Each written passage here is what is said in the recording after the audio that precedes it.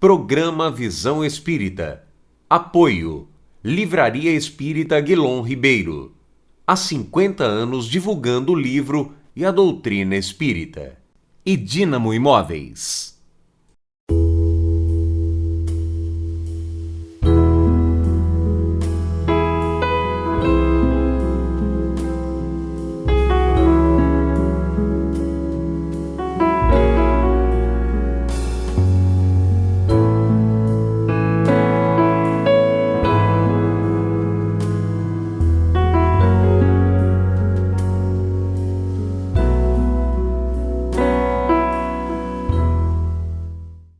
O programa Visão Espírita retorna ao seu lar com alegria, satisfação e esperança.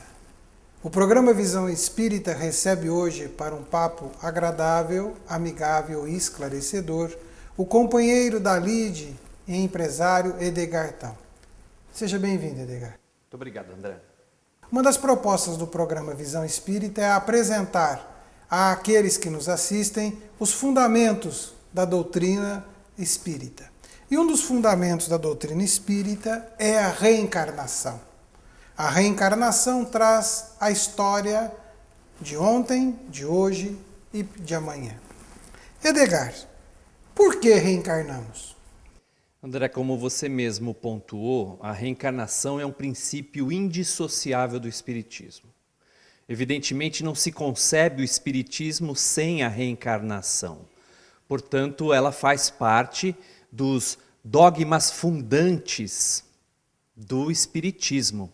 Dogmas fundantes no sentido da verdade filosófica. Quando se pergunta por que reencarnamos, nós devemos antes compreender que a reencarnação, sendo uma lei divina, objetiva, evidentemente, alcançar ante a perfeição que Deus nos determina como a fatalidade do ser, as oportunidades que encontramos quando da vivência do espírito nas experiências carnais. Portanto, a reencarnação, sendo o princípio indissociável do espiritismo, é também instrumentação divina para o aprimoramento do ser. Fica claro que é uma lei natural, divina, que nos impulsiona. Sem dúvida.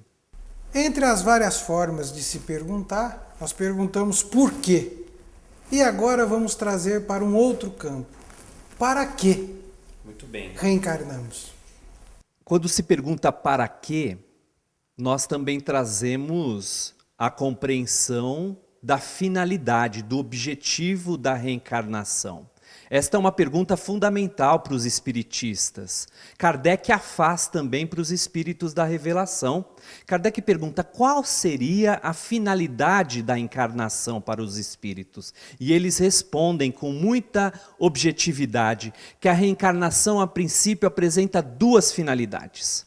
A primeira seria aquela que possibilitaria a expiação no sentido da experiência do indivíduo na vida carnal, a fim de destiná-lo, de promovê-lo, de impulsioná-lo às conquistas inerentes do ser, alcançando em último estágio e como finalidade última, evidentemente, a perfeição relativa. Portanto, os espíritos afirmam a Kardec que uma das finalidades da encarnação é a possibilidade da experiência carnal. E a outra, como complemento a essa e também importante, para não dizer inclusive de fundamental importância, os espíritos asseveram que é a contribuição do indivíduo na obra que Deus lhe confiou. Portanto, veja que nós temos aqui duas finalidades muito específicas e comuns a todos nós. A participação das experiências carnais, que nos impulsionam certamente ao progresso, na pluralidade das nossas experiências, e a nossa colaboração na obra de Deus. Portanto, transformando o indivíduo, uma vez conscientizado de seu papel junto à humanidade, junto a si mesmo, junto a todos aqueles que lhe circundam a existência, de co-criador. Por isso, entendemos que somos, de fato, co-criadores da obra de Deus, porque Ele nos delega a autoridade de transformar a realidade sempre para melhor, naturalmente.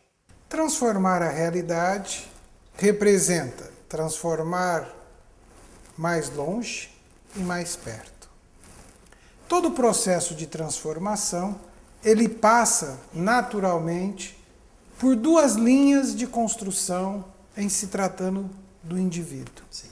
É a construção da intelectualidade, do seu progresso intelectual, para que a partir daí tenha-se avanços em todos os segmentos aos quais nós estamos relativamente envolvidos, Sim. no campo da inteligência. E existe um outro campo, difícil, mas necessário que também avancemos, que é o campo dos sentimentos. Se nós observarmos bem, nos relacionamos de forma direta com tudo e com todos, pela inteligência, pelos sentimentos. Sem dúvida. A construção dos sentimentos é um exercício permanente nos nossos dias. Esta construção, ela é, na visão espírita, essencial que a gente faça, ou devemos apenas avançar no campo da intelectualidade? Compreendemos naturalmente pelas orientações espíritas que a construção do indivíduo se faz nos aspectos da sublimização do ser. Quando Emmanuel nos assegura que no caminho ascensional nós só conseguiremos alcançar os cumes celestes nos utilizando das duas grandes asas que se formam no ser, que são naturalmente a inteligência, no campo das conquistas da intelectualidade, e a área do sentimento, no campo das conquistas morais. Porque o sentimento bem aprimorado, evidentemente, impulsiona a aquisição do ser moralizado, e não do ser moralizador, o que é bastante diferente, é bem verdade, né? Portanto, vejamos que o grande desafio que nós apresentamos hoje é exatamente angariar recursos que nos possibilitem a aquisição de valores afetivos na mesma ordem daqueles intelectuais que a humanidade tem alcançado com tanto vigor e com tanto entusiasmo. Moralmente, nós estamos bastante, diríamos assim, parecidos com os nossos ancestrais, com ainda as civilizações passadas. Entretanto, intelectualmente avançamos muito. A vida de relação certamente proporciona aquisição de sentimentos novos, a educação, a elaboração do afeto, das emoções. Portanto, a vida de relação será o grande agente estimulador e fortalecedor, quando não absolutamente pedagógico, na educação dos sentimentos do ser. Vejamos que as oportunidades de vida de relação proporcionam experiências das mais extraordinárias e ricas.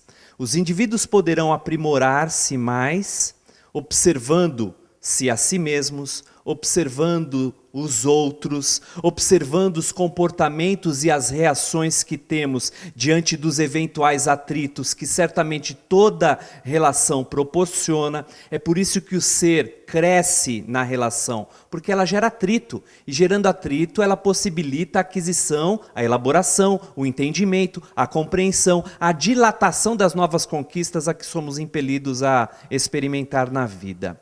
Estas duas grandes asas fortalecerão o ser, impulsionando-o cada vez mais alto para as conquistas excelsas que um dia alcançaremos. Quando falamos de evolução, de espíritos encarnados, da reencarnação, do porquê, para quê, né? Estamos no mês de agosto. Este programa atende ele está sendo gravado neste período de agosto, que antecede a uma data comercial e que se seguirá ao longo da semana nas suas reprises. O que se tem e o que se fala muito é que quando nós temos a asa da emoção e a asa do sentimento, esta é uma asa destinada ao espírito que mora e que habita na atual existência um corpo feminino. Se diz ao campo da razão, né? Hoje já não podemos falar do campo da intelectualidade, porque este campo é para todos. Mas o campo do racional, do prático, do objetivo, né? Do direcionado, né? Há o espírito que vem morar num corpo masculino. Diante disto, no segundo domingo de agosto, comercialmente falando, se comemora o Dia dos Pais. Mas falar de Dia dos Pais seria falar de coisas comerciais. A asa do sentimento é essencial para que a gente ande. Como a paternidade contribui para o espírito no fortalecimento, na elaboração, na melhoria desta asa do sentimento. André, não podemos esquecer que a criatura humana apresenta polaridades. Por isso mesmo você oportunamente disse a respeito das características de maior sensibilidade, afetividade para o campo feminino e da racionalidade para o campo masculino. São polaridades do espírito que se manifesta mais ou menos facilmente e de forma mais ou menos elaborada, ainda que inicial, nas experiências que vamos, no decorrer das nossas reencarnações, experimentando. Felizmente, Kardec, questionando as mesmas observações aos espíritos da revelação a respeito do gênero, a respeito do sexo, disse que o espírito essencialmente não tem sexo, ou não poderia definir-se como um espírito sexuado neste ou naquele outro gênero, que ambas as experiências ocupando um corpo biologicamente masculino ou feminino proporcionarão aquisições que certamente promoverão o seu amadurecimento e o seu crescimento espiritual. Quando se fala do Dia dos Pais, nós associamos as celebrações da paternidade com essa característica, eu diria até menos entusiasmada do que no Dia das Mães. É muito fácil verificar isso nos dias atuais. O Dia dos Pais, ele foi criado há muito tempo, há mais de 4.000 anos atrás, numa demonstração de afeto de um pai para com o filho na Babilônia. Mais tarde, em 1909, foi o primeiro Dia dos Pais nos Estados Unidos. Depois, em 1974, aproximadamente, na década de 70, Richard Nixon determinou a celebração em todo o território nacional americano do Dia dos Pais. E aqui no Brasil aconteceu a mesma coisa. E não curiosamente, o objetivo da instituição do Dia dos Pais era de fato comercial.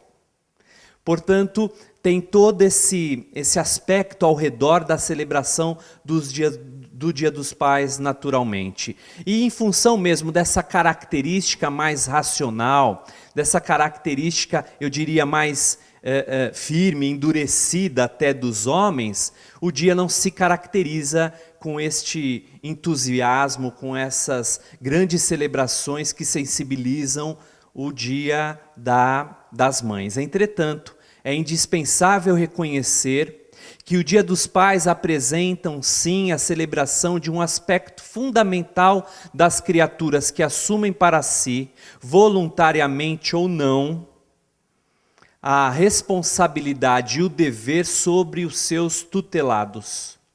Portanto, ser pai hoje em dia, antes de tudo, é reconhecer-se no papel de exercício do exemplo positivo que determinará certamente para todos aqueles que se subordinam à tutela paternal os caminhos que direcionam a criatura ao dever e à responsabilidade de se aprimorarem diante da realidade do mundo. Tem um slogan antigo que diz assim: não basta ser pai, você tem que participar.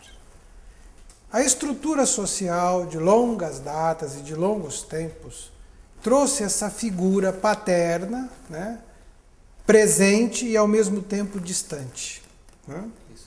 Essa mão firme que falava e decidia e ao mesmo tempo se ausentava e não tinha esta participação em todos os aspectos que envolvia a sua prole.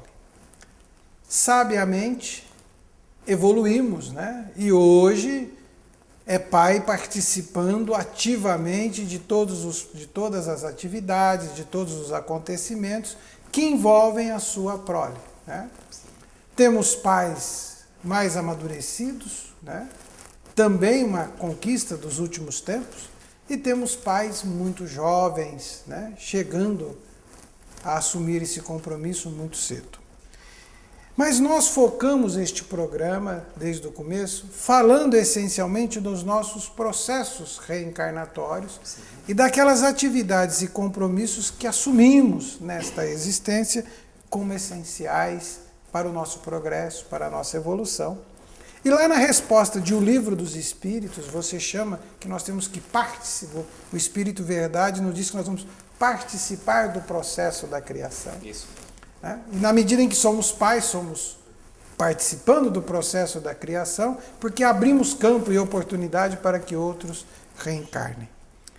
Mas ainda voltamos a algo que trouxe o pai para participar, que é a questão do sentimento. Sim. Onde ele quebra aquele conceito ou é levado a quebrar. A paternidade ajuda o espírito a desenvolver novos sentimentos, a ter conquistas neste âmbito do seu progresso? André, as suas observações são muito oportunas e eu diria mesmo absolutamente contemporâneas. Se nós imaginarmos que hoje desenvolve-se na sociedade a ideia de que o pai é dispensável, sobretudo considerando as novas técnicas de fertilização, por exemplo, onde pode-se obter a fecundação de um embrião in vitro, em laboratório, numa proveta e tantas outras possibilidades, o papel do pai foi sendo muito questionado. A mãe poderia ter um filho absolutamente independente, sem a presença masculina e sem sequer essa presença masculina ter participado do processo de fecundação. Então a ideia que se tem do pai realmente é aquela ideia mais ou menos ausente. Por isso o ditado antigo, não basta ser pai, tem que participar. Porque reconhecia-se que o pai não participava do processo educativo dos filhos, do processo educacional dos filhos. Felizmente, esta postura tem sido mudada no decorrer dos tempos e cada vez mais o pai se vê como instrumento indispensável no papel educativo e orientativo aos filhos. Há pesquisas que afirmam que a ausência do pai, da figura masculina na vida de uma criança determinará a qualidade do caráter, da formação dessa criança no futuro. É evidente que isso acontece também com as mães. Entretanto, com os pais também, a ciência hoje já demonstra o papel psicológico fundamental da estrutura masculina na formação do indivíduo. Portanto, o pai não somente deve participar, mas deve também, durante esse processo de participação, reconhecer-se como ser em aprendizado inclusive. E evidente, em função da compreensão do seu papel de tutor ante os seus tutelados, sensibilizando-se às novas aquisições afetivas, porque o pai também ama, porque o pai também sofre. Muitos imaginam que apenas as mães são mais emotivas, que as mães acabam experimentando um conjunto de emoções e preocupações, as mulheres bastante peculiares, mas os pais também amam. É importante frisar isso. E os pais, naturalmente, naquela postura ainda muitas vezes firme, endurecida, distante, sensibilizam-se dentro das oportunidades vivenciais de igual modo, às vezes inclusive muito mais do que as próprias mãezinhas.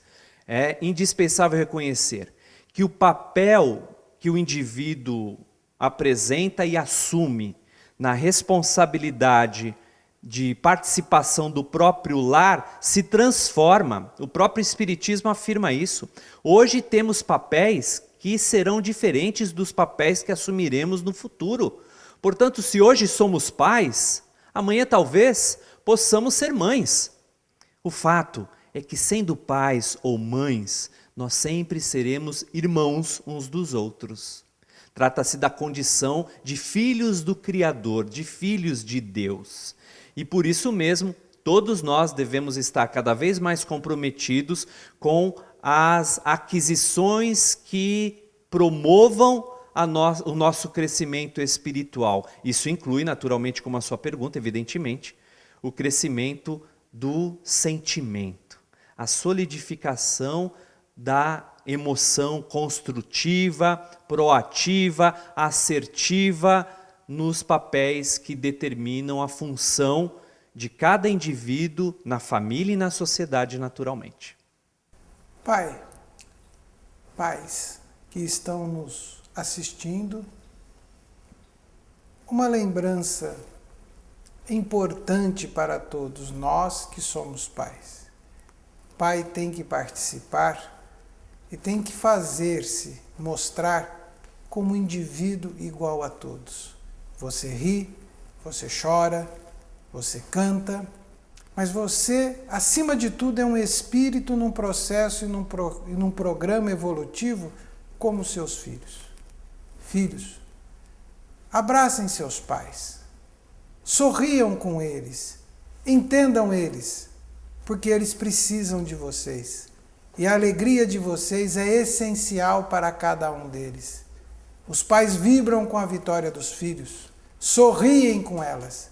Então, neste dia em que vamos comemorar ou marcar comercialmente, é acima de tudo um dia para lembrarmos, sendo pais ou filhos, que precisamos desenvolver a nossa asa do sentimento, da emoção. Nascemos, crescemos e evoluímos sempre que aprendemos a entender-nos e a nos doar mais com o sentimento. Edgar, sua mensagem para o Dia dos Pais. Amigo pai, naturalmente a tua missão é o sagrado dever de dirigir o seu filho, o seu tutelado, ante a vida para o caminho de Deus. Lembremos que não há como direcionarmos quem quer que seja sem a figura marcante do bom exemplo. Portanto, ser pai, antes de tudo, é exemplificar, especialmente nós espiritistas, os princípios divinos que já abraçamos em nós, mesmo reconhecendo a nossa pequenez, a nossa ainda complexidade e fragilidade do ser. Abrace de fato seu filho e seja por ele também abraçado. Quando puder, diga permanentemente o quanto o ama e o quanto está feliz pelas suas conquistas. Ao mesmo tempo, ante os conflitos e eventuais inquietações que talvez possa vir a experimentar, associe-se ao filho, associe-se à filha, buscando sempre a melhor solução. Lembrando que, antes de tudo, a família será sempre a célula sagrada da presença de Deus junto à humanidade. Assim, o Visão Espírita destaca e comemora o Dia dos Pais. Aliás, Dia dos Pais, todos os dias. Pai,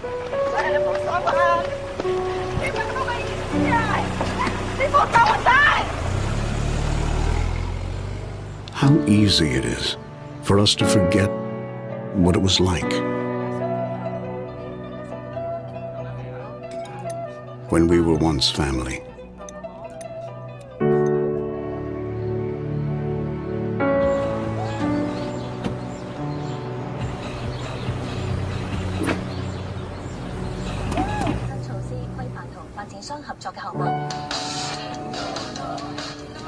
The times we shared.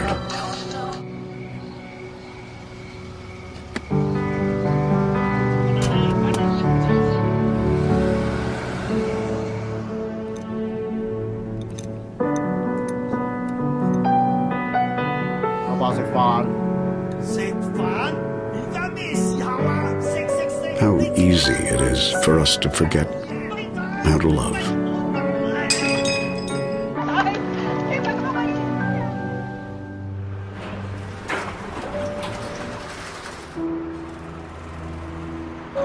Aba, 食飯啦。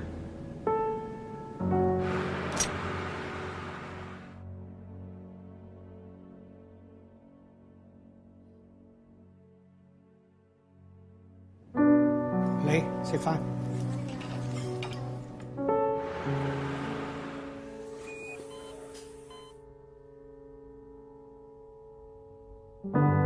How easy it is for us to forget how to smile.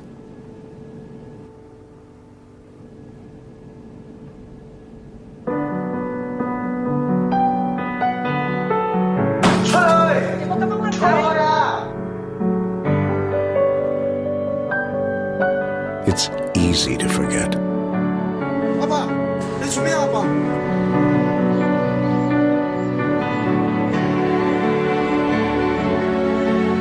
仔，一步一步嚟，你一定得嘅。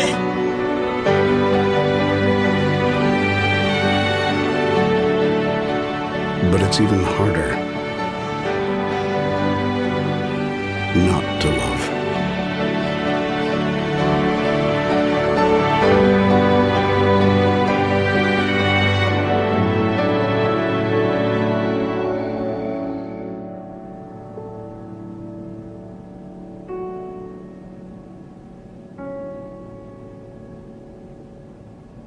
Ba, Ma.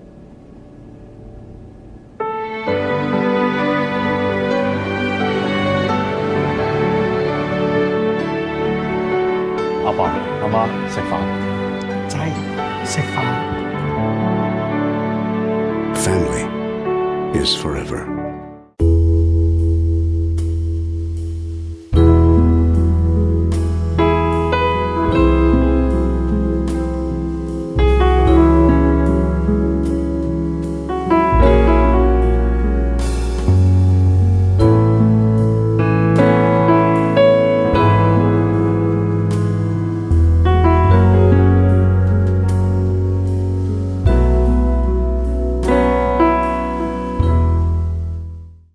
Programa Visão Espírita. Apoio. Livraria Espírita Guilom Ribeiro. Há 50 anos divulgando o livro e a doutrina espírita. E Dínamo Imóveis.